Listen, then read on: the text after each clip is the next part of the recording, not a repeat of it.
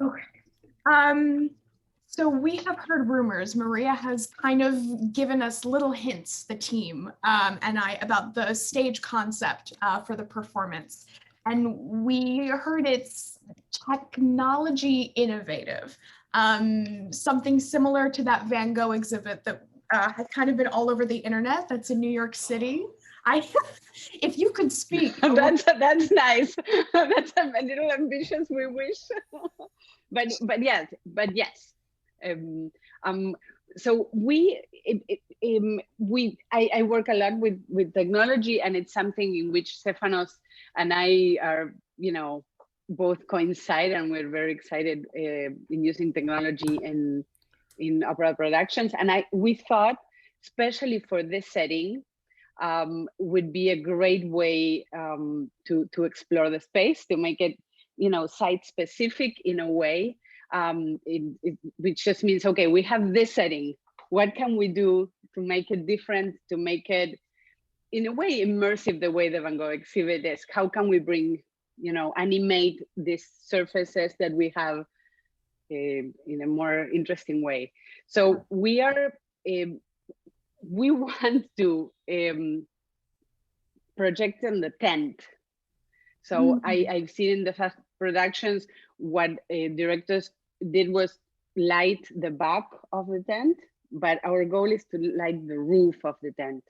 So our goal is to bring all that surface to life, that we hope that even from far, you can see all of that surface alive, let's say. Plus, we are experimenting on how we can use also the screens in a different way,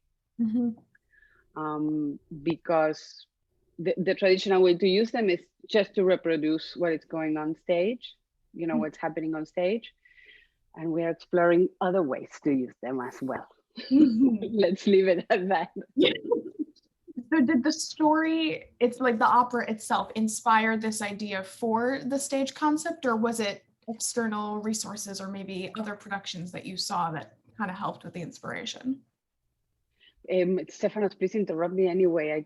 I will keep. No. I want you to talk, and then I will add something to all of this. Okay. Please, Wonderful. Do talk. Look, it's yes and no. So yes, in the sense that this is an opera. We are interested in this opera, in talking about the internal world of these characters. It's actually a very sweet, romantic opera. Nobody dies in the end. Everybody's happy. And both the main characters have a big transformation that they relate all the time to the change in seasons and the change in nature outside. They see nature inside their emotions. So the goal is to see in the images and see in the production this inner world more than the external.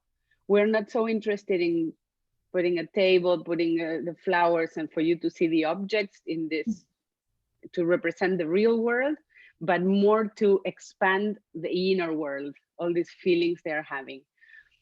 And what I mean in yes and no is that on one hand, yes, this specific opera inspired this vision, but it's also kind of a signature style. It's something I'm very interested in general, with opera, that it's what I'm interested in, kind of how can we use technology to represent all these more mysterious, emotional, psychological parts in the drama. Yes. And I want to add to what Malena said, because exactly that's her signature, that's how she works. Part of the mission of Teatro Grattacielo, the new mission of Teatro Grattacielo, since I took over 2 years ago, is to bring the arts, any kind of art, and this in this case is a multidisciplinary and many other, we can call it in many ways, arts into the opera. So how do we combine those two things together? How do those things serve one the other? That's the whole idea. Correct. We are combining video art, and and projection art and these new technologies with opera, which I think it's very interesting because it's not a new idea. It's just a new technologies, right? The idea of combining different arts. Opera is multimedia in its definition, was always multimedia. It included art, it included design, it included dance. And just now we have other new art forms that we are interested in, exploring and combining. Yes. Correct. Yeah. Absolutely. So with this production, and of course last year's being drive-in format, and you kind of have to be very creative with how you use technology in terms of staging, of course, with the environment we're in. So any challenges or advantages you think there could be to maybe making drive-in operas a more permanent thing? Look, the challenge and at the same time the advantage is this issue of the distance. The people are so far from the action, so that is clearly a challenge in the sense, in opera, singers are in general not amplified, and there's really a thrill to see a singer sing their hearts out. So that is a challenge. And we are trying to bring people closer with very good sound and filming. So we're trying to bridge that issue. But, as I was saying about this projecting in the tent and using the screens, we're trying to see, okay, we have this distance. It's our reality. What can we do to make it interesting, to make it really a spectacle that we wouldn't be able to do in a traditional setting? So I think the plus is, of course, the beauty of the place, the excitement of having an event in the summer, and everybody would be so excited to finally be out of the house and see a live performance. But also this opportunity, a creative opportunity, to see what can we do with this crazy setting. Absolutely. And I want to add to that this is all the decisions that have been made, and for the record, I must say that most of those decisions are Malena is credited for, because she is on the top of this production. All the decisions enhance the storytelling of Amico Fritz. So whatever we chose also over there, we practically, because Teatro Grattacielo is a company that has as its mission those rarities, those rare operas, and young singers and young professional performers or creative teams. We are doing everything to enhance the storytelling and to present those young artists to the world. Yeah. Oh, absolutely. That's beautiful. So is this your first time? This is a big question. So I'll make it a two-parter. Yeah. Is this your first time collaborating with multiple companies for kind of one festival? And if so, or even if not, what are your expectations for being both with us and for New York City Opera? That's you want to go first, Malena? Go first. We have different answers, I think, because with Grattacielo, I have never worked with another company with Grattacielo, but I have worked with the Cameron Opera project in the fall. It's a wonderful project that actually unites 9 different companies that 9. I'm having a moment. Please erase this part. I'm going to check that. I think it's 9. Yes, you're right. 9, right? Right? Okay. Yes.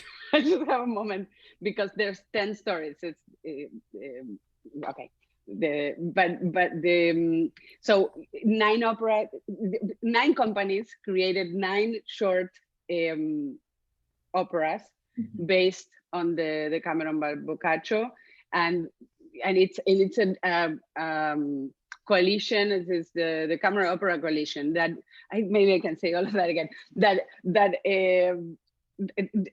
That keeps working together. We did a big project in video in the fall, and this coalition keeps working together.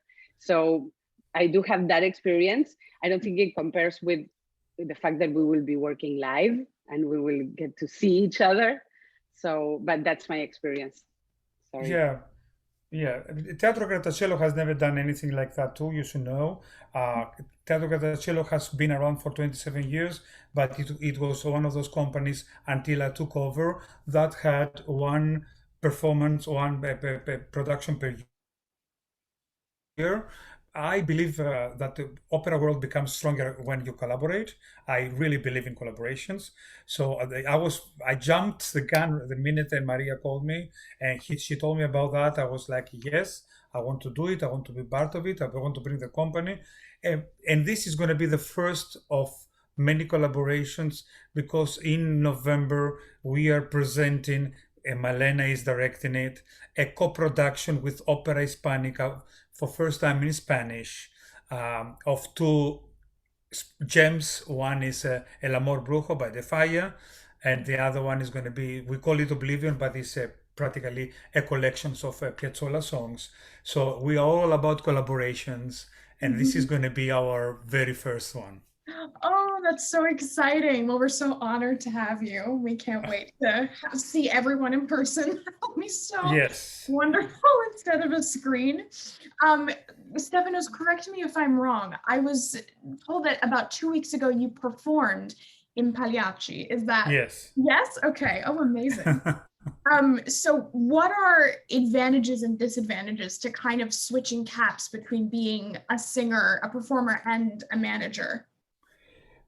Listen, I don't think I have enough quality time to do both of them, and that was very obvious to me during that production of Pagliacci, that I did not have one moment of relaxation because I was on my computer all day, and then I would go do my rehearsal, sing. So there is a lot of advantage in the fact that I am a musician.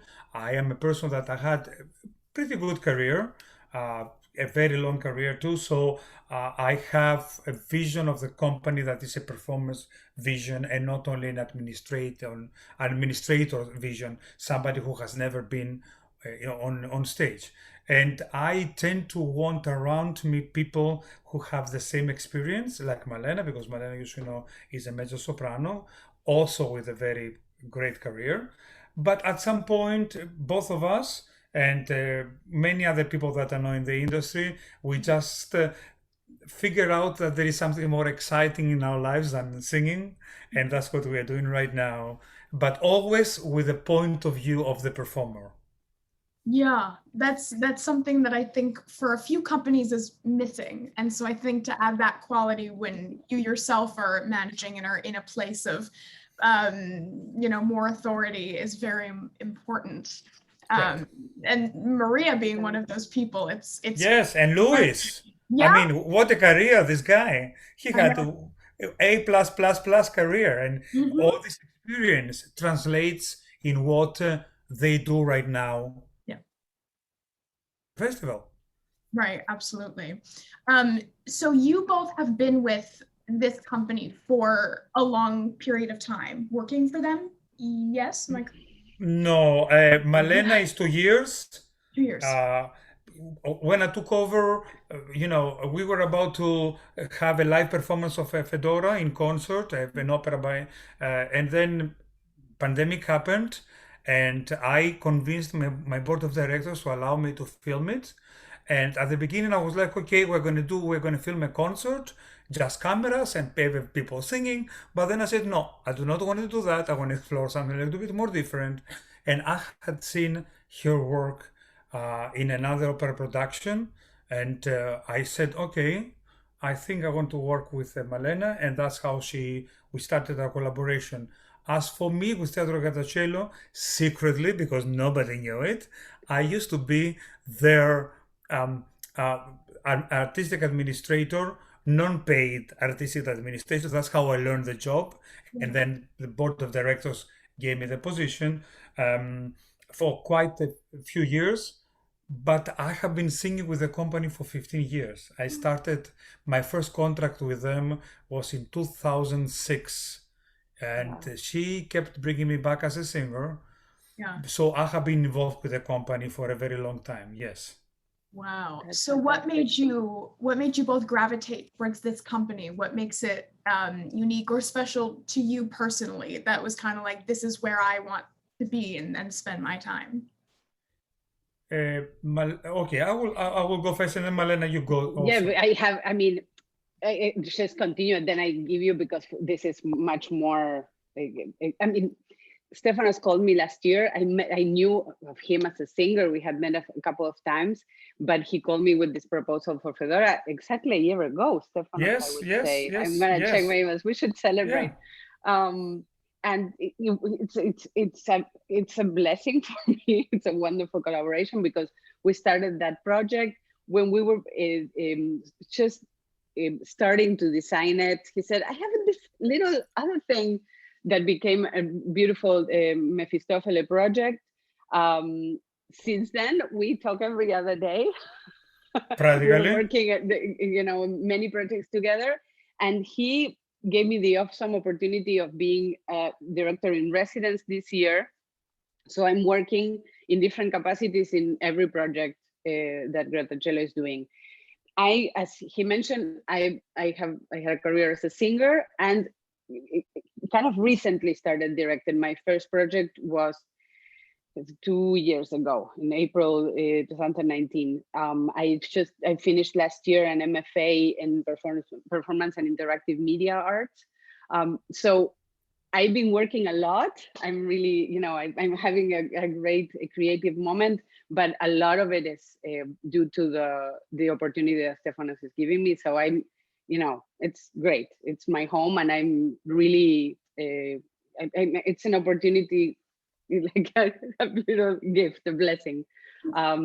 But so yeah, that's why I'm here. I'm being able to work in the way I like, with all my crazy innovative ideas, and with these gems of classical repertoire. So it's exactly where I want to be. But yeah, it's a new gig compared to, Stefanos is the general director, artistic director of the company, and he's been here for many years, and he has a vision for the future that goes beyond. Yeah, my hope is that people will take notice of Malena's work, because I think it's it's great. So I hope this is just the beginning of a very long career for her within the opera world, and not only. Why not? We're not talking only about opera, because theater is in theater form there is so many forms, and again, because Teatro Grattacielo for so many years has been dedicated into promoting opera singers. I can tell you that a lot of opera singers started their international careers from Grattacielo. I think that this is also important, that now that Grattacielo does stage performances, extends also to young creatives who have a voice and a vision. As for me, I have been around the old artistic director for such a long time. I learned everything from her.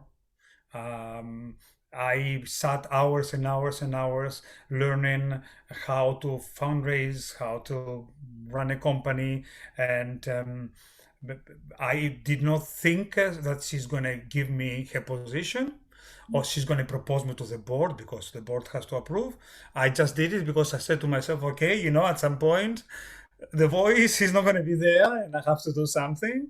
Mhm. And then one day, just out of the blue, I found myself with this incredible position, and yeah, I'm happy, and I'm happy to support people like Malena, because she's a true talent, and Thank her work speaks for itself. you.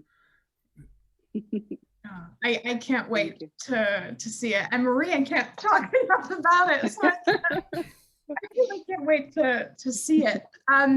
So did part of the decision making for putting on this opera, did maybe how you could work and what you could do with the opera, like did that play a role in picking this particular production, or, were there other factors at play? Picking Amico Fritz. Yes. Stefanos, you need to talk about Yeah, it. yeah. So I picked up Amico Fritz only for one reason. At the beginning, first of all, it's a beautiful opera. Secondly, it's an opera about love and self-discovery, and in the same way, also happy coexistence. So I thought it was very important because we are in a very dark place right now, that we deal with an opera that is very uplifting. Third, but most importantly, because Teatro Grattacielo has in its mission operas that have been rarely represented in the US, or never represented. Since Amico Fritz last time has been seen in New York in 1987, so it's missing. 3 generations have not seen this opera. I said, okay, probably this is not extremely rare, so people can kind of get interested, but also it's an opera that allows us to get out there a message that is not dark and heavy, and that is light and bright and beautiful. And Yeah, I've never heard of the opera because I try to engage myself with as many operas as possible. right. And when she was telling me what you guys were doing, I was like, what? What I've never. Correct.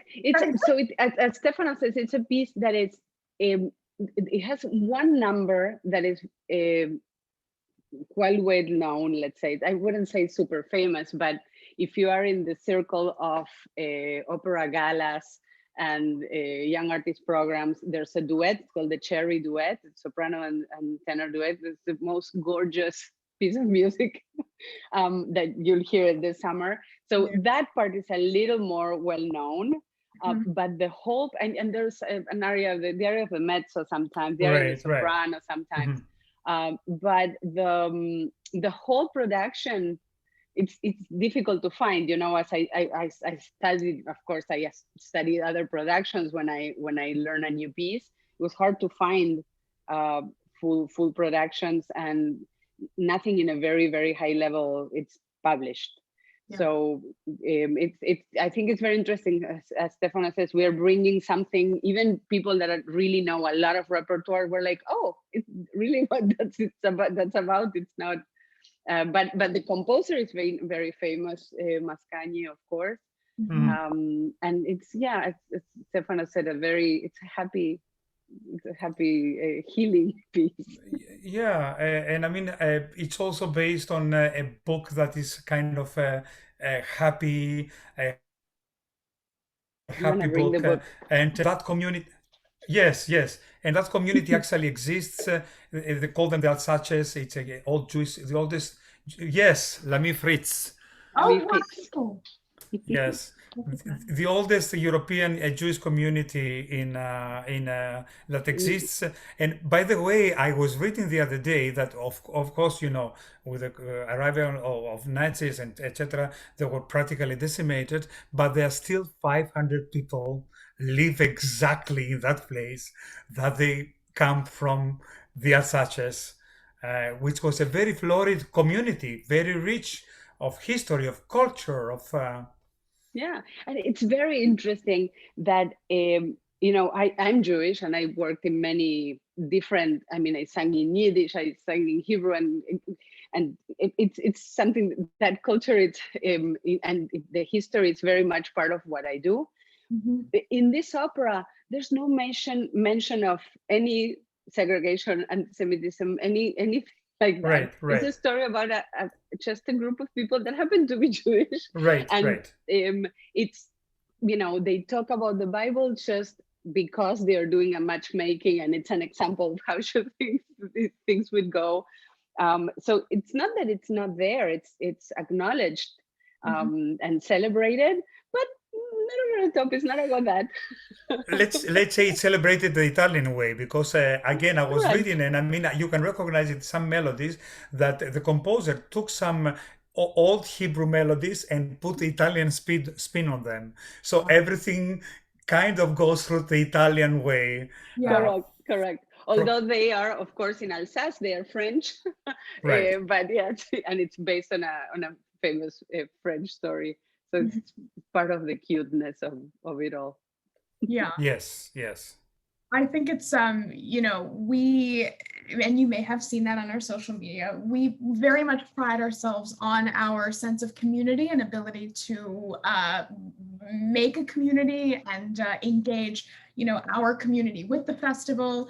And so I think bringing a very lighthearted story, which is amazing in and of itself, to watch something that we can be guaranteed will not end in death.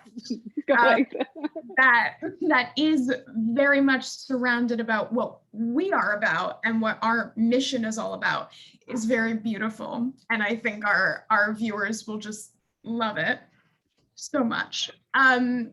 So you both have had seemingly very long and rewarding careers as singers. And so now kind of being in this part of playing the directors, what do you find to be rewarding, maybe more so in this position that you are now in? Malena. It's more creative. That's what I feel. It gives me, yeah. It's difficult to compare. I sang in a little concert last week. It's thrilling. Singing is great. But yes, I find that I had, as a singer, a little piece. I was allowed a lot of creativity in this square, so the light sees me here in this costume that I didn't pick with this music. You know, it's limited. I can decide all kinds of musical detail, but it was just a little more limited. Now I have, you know, a spoon in every dish, and I can really shape. In a way, I think Stefanos and I have that in common, that we have a big vision.